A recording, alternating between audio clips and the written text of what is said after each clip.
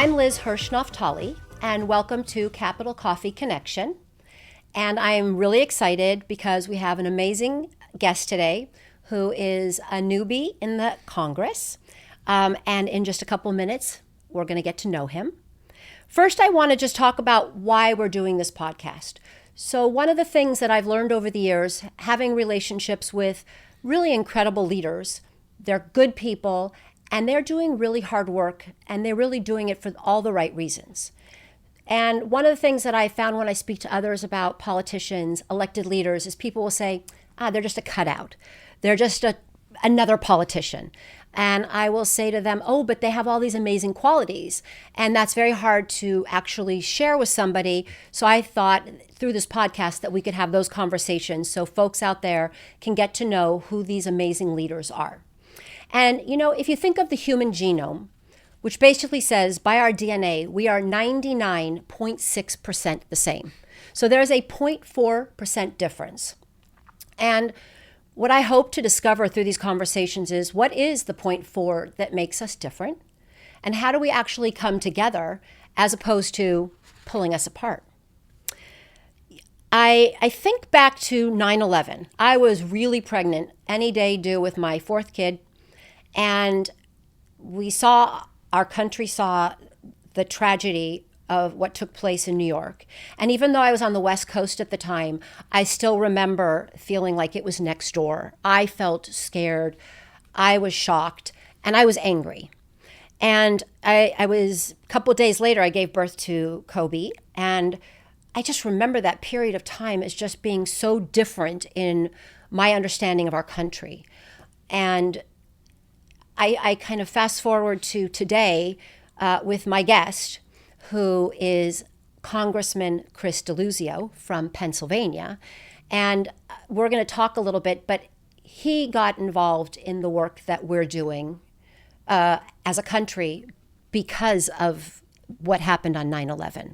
So this isn't an easy conversation. Sure. But I also think it's an important one because it's what got you to get involved.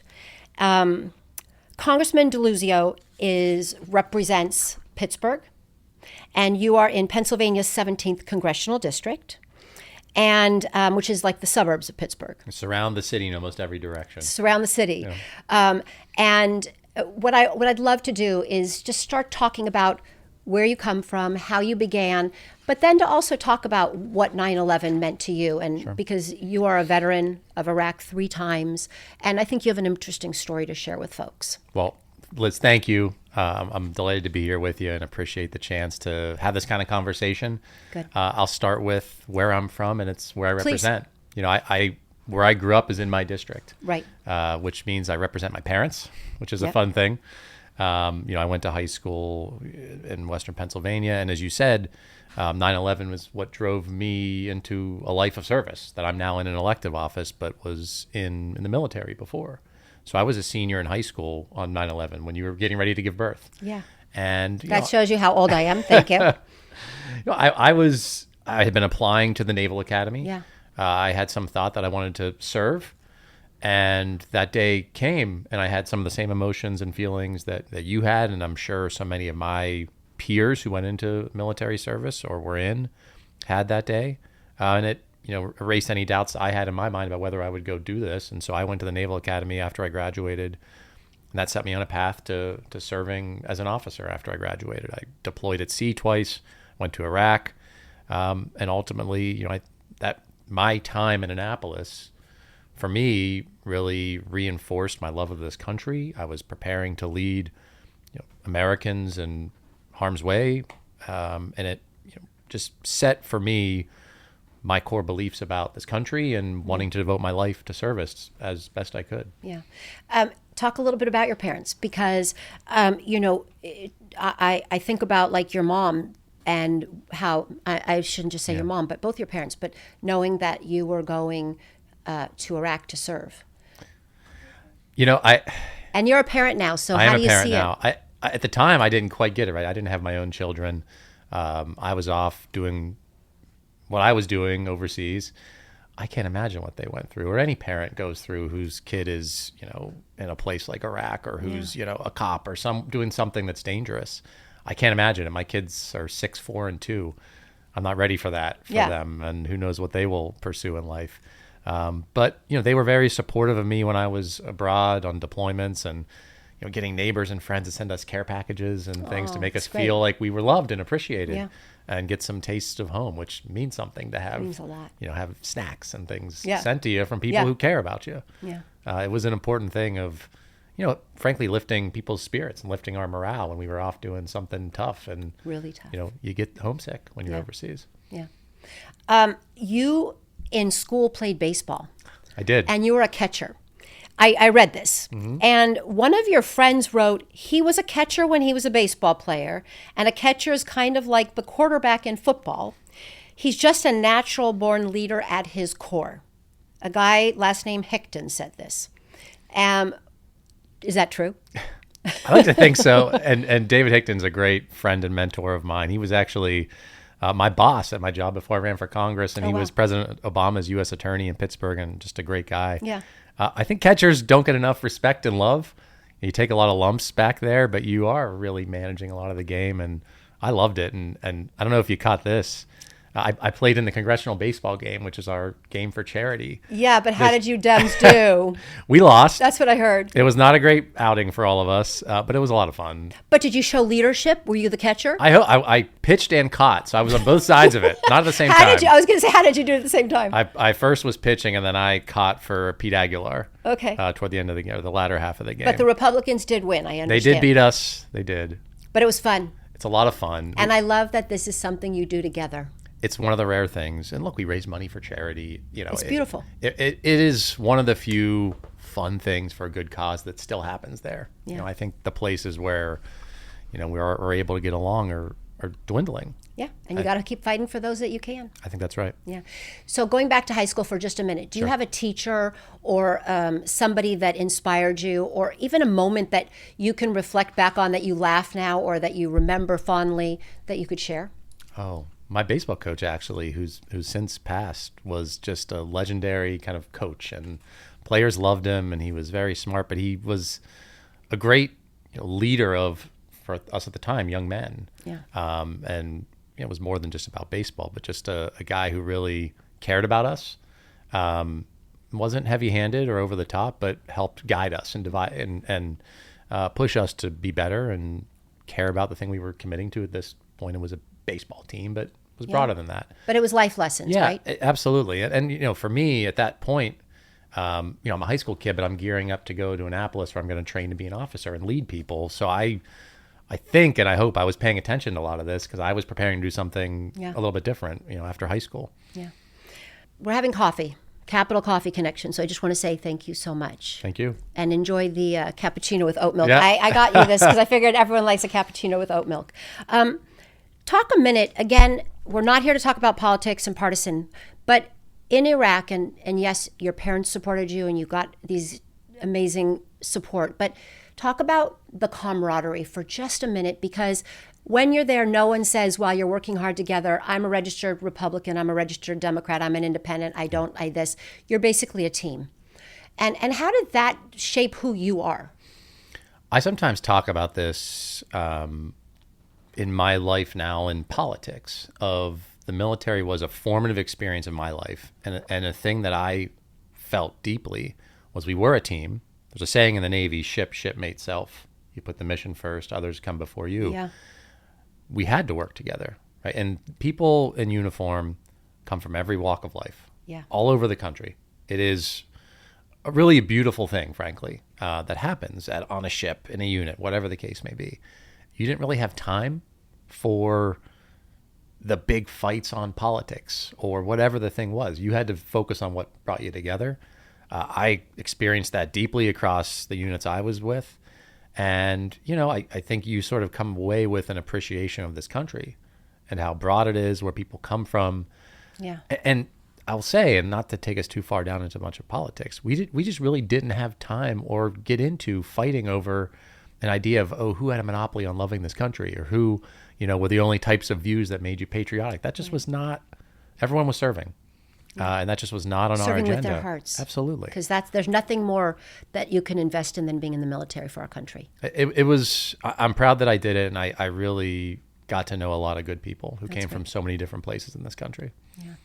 We talked a little bit earlier about like your kids and, the perspective changes when you're a parent. Yeah. And you are married to Zoe, and you all have 3 kids, 6, 4, and 2. We got our hands full. You both have your hands full. Talk a little bit about how you balance, because she has a career and you have a career and you have these 3 children. And how do you make it all work? It's a constant juggling of so many different priorities. Yeah. And our family is so important to us. Zoe's an attorney. We met in law school, actually. And so she's got a full-time job. I am lucky in terms of serving in the Congress that my trip home to Western Pennsylvania is quite short. Yes. On a day that I fly in for votes, I'm dropping my kids off at daycare or school and making breakfast with them. Mm-hmm. On the day that we're done voting, I get home usually for dinner time. That's great. Most folks, that's not the situation for them in Congress. So I'm pretty lucky there. My family is in Western Pennsylvania. They're 20 minutes away from where we live. They help us a lot. It takes a whole team, and takes more than just my wife and me, Zoe, to make it work for us. But it's an honor to get to do this, and I would not be able to succeed and do anything in this kind of service if Zoe wasn't supporting me and with me, and it's a lot. Yeah, it's important. I've really come to understand just the demands of a leader and what the spouse has to do to support them. It's pretty incredible. Yeah, and it's most folks I think don't realize how much falls on a spouse, right? For someone to be able to serve in public office. It really is a big sacrifice, and I think so many of my colleagues and I who have young children and have families, we talk about this and talk about the sacrifice that our spouses also bear here. Yeah. Okay, I'm going to just switch, but you have a dog named Yankee Doodle. I do. Okay, so tell us about what kind of dog Yankee Doodle is, and is Yankee Doodle really your 4th kid? He was the first one, actually. Right, but I'm saying the 4th of your 4 children. Sorry, yeah. No, he acts that way. We think he's a cockapoo. He's a rescue dog, so we don't really know. Yeah. He's a great dog, and because he was around when the babies came, he's used to these kids just dominating the room and playing with him, and he's just a great part of the family. That's nice. Yeah. We're going to switch now to some questions with quicker answers. You can take as long as you'd like, but they are more just for people to get to know you and your character, your basic humanity. You were abandoned on a desert island. What would be the one meal you would wish for? Pasta. What kind? Ooh, I have to pick just one kind? No, you don't. I just thought I'd ask. Any pasta? Okay, what kind of sauce? Maybe a pesto or just a basic red sauce. Do you need Tomato a glass of red wine? That helps. I'm an Italian kid, so that helps. Yeah. Molto bene. If you're taking a run, and I'm assuming you still have a little time to take a run here and there, bit. What kind of music do you listen to? Ooh, I have a weird eclectic taste. Okay, it could be anything from, I'm a Taylor Swift fan. Okay. I was listening to Springsteen today. I like some 90s rap, so I'm kind of all over the place. Good, just uplifting music. Yeah. Worst advice you've ever received? Best advice you've ever received? Worst advice, don't run for Congress. Ended up winning, so that was bad advice. Listen to that worst. Best advice? Yeah. Marry Zoe, which I did. That's a good one. Okay. If you have time for free time, do you have a hobby, something that you love to do that doesn't include work and maybe not even include your family, just something you enjoy doing? I've gotten into riding my bike more. We've got great trails along the rivers in Western PA in my district, and so I try to go on a bike ride with some friends or by myself when I get some time, and that usually means before everyone's awake. And you have a helmet on? Yes, okay, good. Favorite color? Navy blue. Zodiac sign? Cancer. Okay. I hope you know yours. Doesn't mean you have to believe in it, but we got to know ours. I had to think for a second. Yeah. Favorite household chore? So if you had to do one thing in the house that you kind of like doing, what would that be? Walking the dog. That's a good one. If you could go anywhere in the world that you haven't been, where would you go? Yellowstone. That's a good one. There's this quote that I want to go back to kind of where we were earlier, and I just want your thoughts on it and see if you still think this is very pertinent. you wrote, or you said, I learned a pretty simple lesson when I was at the Naval Academy. The idea that there is something more important than all of us. That's this country. That you ought to put others ahead of yourself. And so those values are things I learned pretty young that shape me today and the way I try to represent our region down in Washington. And I think that is who you are. Talk about just a little bit, like, again, non-politically, but the ways that people can represent their country, ways that you feel like when you're talking to young people, what they can do. And it's not about voting, remember. Yeah. It's really about participating. Well, I do still feel that way very deeply. I think it's the core of who I am. And to really answer your question, I think there are limitless ways people can represent or serve. You're a kid doing service projects in your community. You're cleaning up. You're volunteering for things. Elected office is certainly not the only way folks can do this. Being involved and civically engaged, I think, has a ton of avenues for people to be parts of society and put others first at times.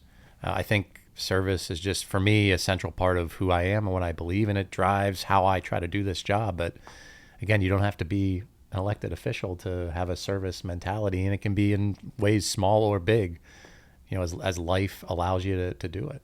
Yeah. So I'm going to switch it up a little bit and ask you, this game, Kiss, Marry, Trash? It's got different names, but that's how we call it on this program. And you smile because I'm sure you know some other names. And I'm going to give you 3 areas or 3 things.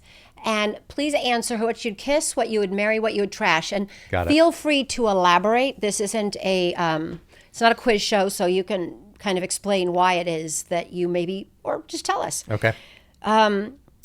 Seasons, summer, spring, winter. And we know you're from Pennsylvania, so that could be affecting this. Okay. I'm kissing the winter. I'm smashing spring, and I'm marrying the summer. Okay. That's what it was? Kiss, marry? Well, you said smash, but I said trash. But I like smash. Trash? That's okay, sorry. Good. That's a good one. I like it. It's all good. I got it. Smash, trash, kind of the same. All right. Recreation. Let's say with your kids, where you could show what you really have. Ping pong, pool, or miniature golf. Kissing ping pong, marrying miniature golf. Trashing pool. Trashing pool. Have you taken your kids miniature golfing? Yes. Isn't that the best? For them? They're a little hectic. I just remember it was only important what color ball I got. Oh, yeah. So I can imagine your kids have some of that. There's some competition in my family, too. It's good. It's good. It's all good, healthy. If you were going to have time to relax, which doesn't sound like you have much, Netflix, reading, meditating. Ooh. Okay. I'll kiss Netflix. I'll marry reading. I'll trash meditating. I still have enough time. Yeah.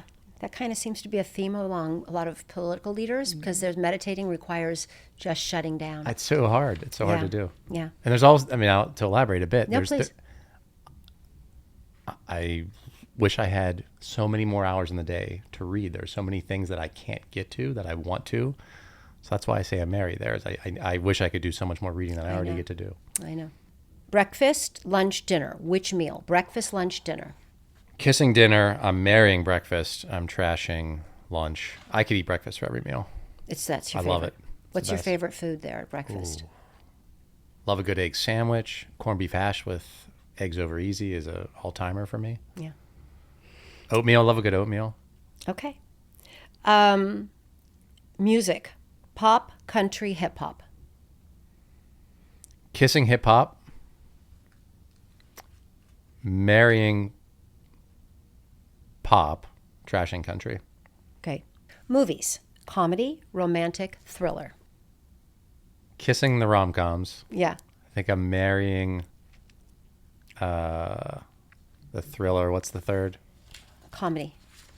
No, so you put them together. You put the rom-coms. Yeah, so you could okay. only, that's okay. You did good. You did I great. guess we'll go with that answer. Yeah. You prefer rom-coms to thrillers. Yeah. So Zoe and I watched a lot of rom-coms, and we still do, and so it's like a fun thing we'll sometimes get to watch. So really nice. That's nice to keep for me. Yeah, I didn't put Disney in there, which is probably where you spend a little time these days as well. Kids love it all. Gosh, Yeah. I know every song to Moana and Frozen and everything else. Would you like to sing anything for I us? would not. Okay, cool. You don't want me to sing, believe me. Okay, food types: Mexican, Japanese, Italian. That's really hard. I'm kissing Mexican. Okay. I'm marrying Italian. My name's Deluzio, after all. Deluzio. What does Deluzio mean in Italian? I don't know. I think it's something with light. I should know that. Yeah, you should. And I guess I have to trash Japanese food, which breaks my heart. I know, because it's kind of good too. And that's a tough question. Yeah. Okay, being an Italian, this is going to be the best one for you. Okay. Which kind of pasta? Fusilli, penne, spaghetti. Ooh, that is an unfair question. I guess I'm kissing fusilli. I'm marrying penne, which means I have to trash spaghetti. Yep. That's tough. But you gotta. We have to make hard choices. I understand. That's what you do all day, tough. and I'm asking you to do it on your day off. Yeah. Basketball, baseball, football. Ooh. So, the thing you got to know about Pittsburgh is we are deep, deep Steelers fans. Yeah, I know. I also love, and baseball was my favorite game as a kid. So, I'm marrying baseball. I guess I got to kiss football and trash hoops, which also breaks my heart. Yeah. You're tall, but you didn't play basketball. I played basketball in high school. Yeah. But between the Steelers and Pitt football and then Navy, it's hard to give up. Yeah. You're really getting some tough questions here. Those are supposed to be the softballs, so we're doing really well. So this goes to, now we're kind of at the end, where I would love to ask you, and this is what I've asked each guest. First, what does joy mean to you? Because everybody has a little bit different understanding of what joy means. Yeah. What brings you joy, and how do you feel as a concept, if you have joy, that you can share that with others? Oh, that's a great and question. It's more about being positive in nature, Yeah. because we find so many people share negative energy. And I hope that through this, we remind ourselves that we can share positive energy. Well, I think there's a sense of warmth and of being unencumbered by the negative anxieties or pressures of everyday life. I'm in partisan fights all the time in politics. So for me, a lot of it is around my family, which you've had young children. They can be frustrating at times, but they also do bring you great joy. And it's not just my kids; it's with my wife or the kids on their own. My family's a lot of it. And I'll be honest, for me, the moments when I get to reflect on the service that I am in right now, that does bring me great joy. I'm very proud of it. I'm very honored to get to do it. So, it comes in a lot of different ways for me. But I think if you ever lose that in this work, you're probably in the wrong line of work. Right. Because this is a tough thing. And you put yourself out there, but it's worthwhile doing. And if you don't feel that joy, something's probably not right. Yeah. And it seems so interesting because, again, joy, you think it is like an easy word. Yeah. But I do feel that it's something that many people don't take time to appreciate. And you actually just said about taking the time to really appreciate what you have and the opportunity to serve. Well, there's a sense of fulfillment around it. To me, that's maybe what I'm getting at too, is the things I've talked about bringing me joy are things that I think are fulfilling, right? Purpose, family, love. Yeah. So those are all sources of it for me. Well, first, I want to say thank you. Thank you. And thank you for serving our country, both the service in the military and now the service of in the House, but also just the service of being a father who takes care of kids and spends time with his kids, and a husband who understands the importance of being a partner to his wife. Because I also think those are really important messages and important things for those folks out there to see, which is, it's hard to do it all, but she's sort of managing to get it all done. Try our best. Yeah. Well, thank you. Liz, thank you. It's been a pleasure. Absolutely.